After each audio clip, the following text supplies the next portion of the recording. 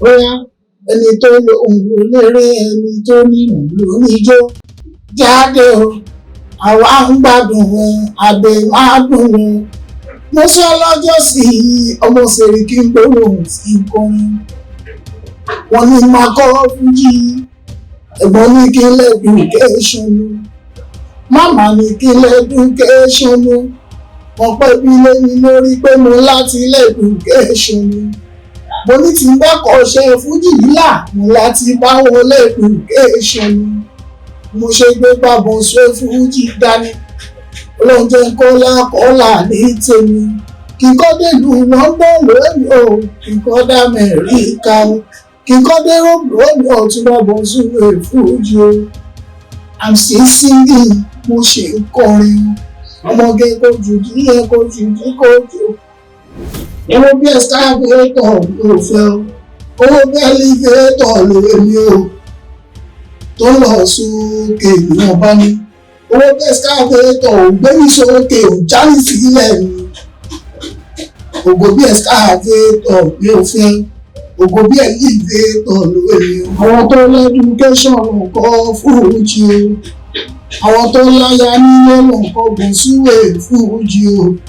Bọ̀súwé fújì 7 up me, the difference is clear.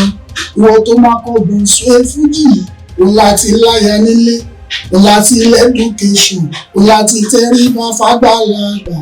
Ọmọdé wà lé bí ọdún bọ́mọdé bá jùbọ̀ àfàgbà yìí o àròkọ dálẹ̀. Orúkọ mi ni Abiodun Adams tí mo bẹ̀rẹ̀ mọ̀ sí Abbey Plus Ọ̀túnba Bọ̀súwé fújì.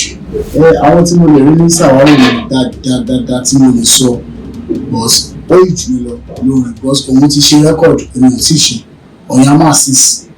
Ẹ ṣe fún ọ̀dẹ̀ bẹ̀rẹ̀ ṣé rí nǹkan tí ayé bá rí mọ́yàn ló máa fi ń pè é.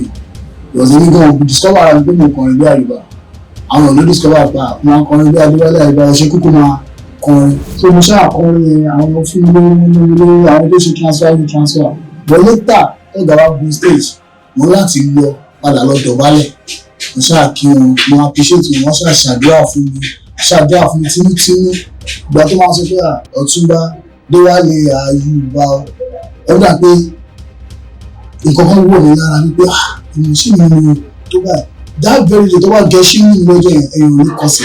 ìjọ kan wà mo ka kíní kan ní pépà tó ń sọ pé Dr. Déwálé Àyùbá ó ti kọ̀ ìyàwó ẹ̀ ló ṣe kíní kan mo láti pè wọn pé àdáyé wà nínú wọn pé ọpọlọ mọ ní 2003 àwọn ọmọ ti lọ wọn ti wá wọn sínú look at today tí Dr. Déwálé Àyùbá endorse mi àti Ọ̀túnba Bọ̀súwé fújì àbúrò mi lẹ́jọ́ náà rè social media ló gbé